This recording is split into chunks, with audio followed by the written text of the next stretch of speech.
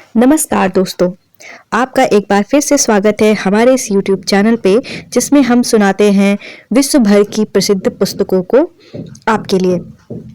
तो शुरू करते हैं आज की ऑडियो बुक। मानव व्यवहार की इस अद्भुत दुनिया में आपका स्वागत है। आज हम पैट्रिक किंग की मशहूर किताब read people like a book का सारांश जानने जा रहे हैं। यह किताब हमें उन सूक्ष्म संकेतों और बिना कहे गए शब्दों को समझने की कला सिखाती है जो लोगों के असली विचार प्रकट करते हैं। इस ऑडियो बुक में हम किताब के मुख्य शिक्षाओं को व्यवहारिक और सरल खंडों में बांटेंगे। इस नरेशन के अंत तक आप इंसानों को समझने और उनके भावों को पढ़ने के लिए खुद को तैयार कर पाएंगे। तो चलिए शुरू करते हैं। खंड 1, अवलोकन की कला, आर्ट ऑफ ऑब्जर्वेशन। लोगों को समझने का पहला कदम है ऑब्जर्वेशन यानी अवलोकन की कला को सीखना। पैट्रिक किंग बताते हैं कि हमारा शारीरिक भाषा, आवाज का स्तर और चेहरे के छोटे छोटे भाव हमारे बोले गए शब्दों से कहीं ज्यादा प्रकट करते हैं। कल्पना कीजिए, कोई कहता है मैं ठीक हूं, लेकिन उसकी आवाज कांप रही है, कंधे झुके हुए हैं, माथे पर सिकन है। जो वे कह रहे हैं, जो वो दिख रहे हैं, जो वो दिखा रहे हैं, वे दोनों बातें बेहद अलग हैं। सच में दूसरों को समझने के लिए आपको उन छोटे और अक्सर अनदेखे किए गए विवरणों पर ध्यान देना होगा। किंग मुख्य 3 तकनीकों के बारे में सुझाव देते हैं। पहला है मुद्रा और चाल ढाल को कैसे देखें। वे कहते हैं क्या आत्मविश्वासी हैं या रक्षात्मक है। दूसरा है स्वर के बदलाव को सुने। ये देखें कि क्या उनकी आवाज ऊंची हो जाती है या वे घबरा जाते हैं। और तीसरा है सूक्ष्म भावों को ध्यान दें।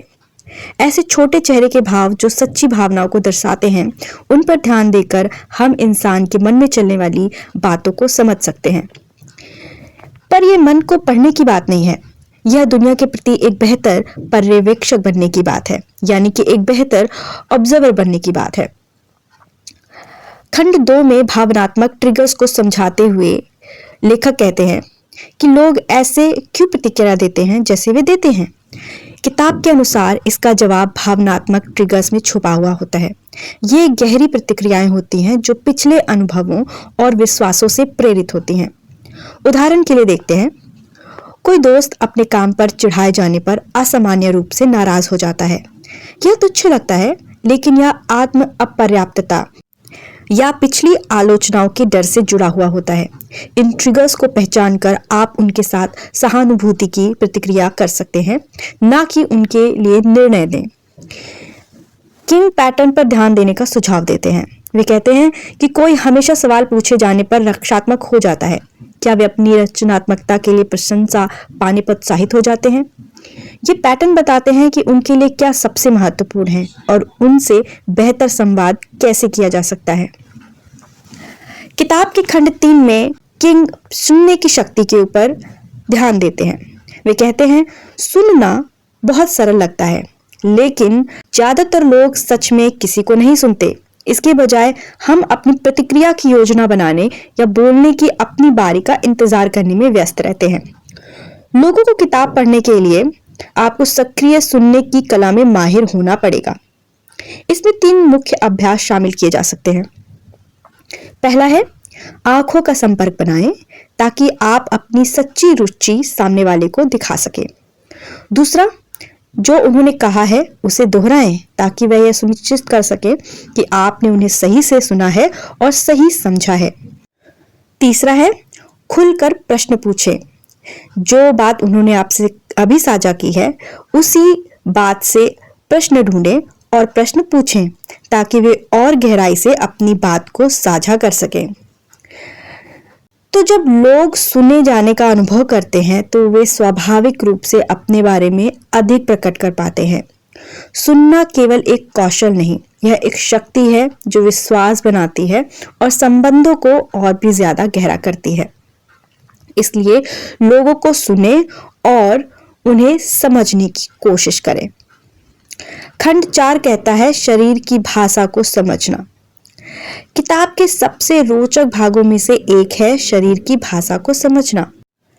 पैट्रिक किंग हमें सिखाते हैं कि वे छोटे छोटे शारीरिक संकेतों को कैसे डिकोड कर सकते हैं जो किसी के विचारों और भावनाओं को प्रकट करते हैं। उदाहरण के लिए, बाहें क्रॉस हुई हों तो वे शायद रक्षात्मक या बंद महसूस कर रहे हैं। आगे की ओर झुके हुए व्यक्ति ये दर्शाते हैं कि वो जिज्ञासु हैं और आपकी बातों पे रुचि प्रदर्शित कर रहे हैं। बेचैनी से हरकत करते हुए व्यक्ति अधिकांशतः घबराए हुए या अधीर हो सकते हैं। किंग सांस्कृतिक और व्यक्तिगत भिन्नताओं पर भी जोर देते हैं, जबकि कुछ इशारे यूनिवर्सल होते हैं जो सब में होते हैं, जैसे कि सच्ची मुस्कान, अन्य पालन पोषण के व्यवहार और व्यक्ति का व्यक्तित्व उस पर निर्भर करता है।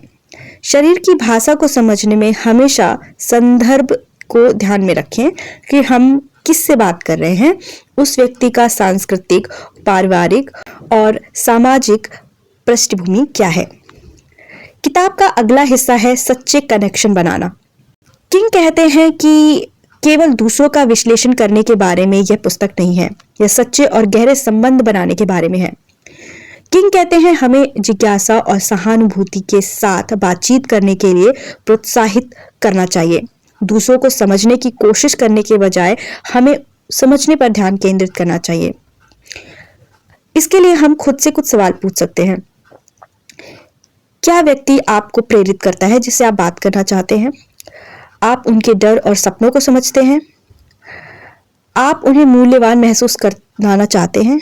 वह व्यक्ति आपके लिए कितना महत्वपूर्ण है, क्या आप उसे यह महसूस करा सकते हैं?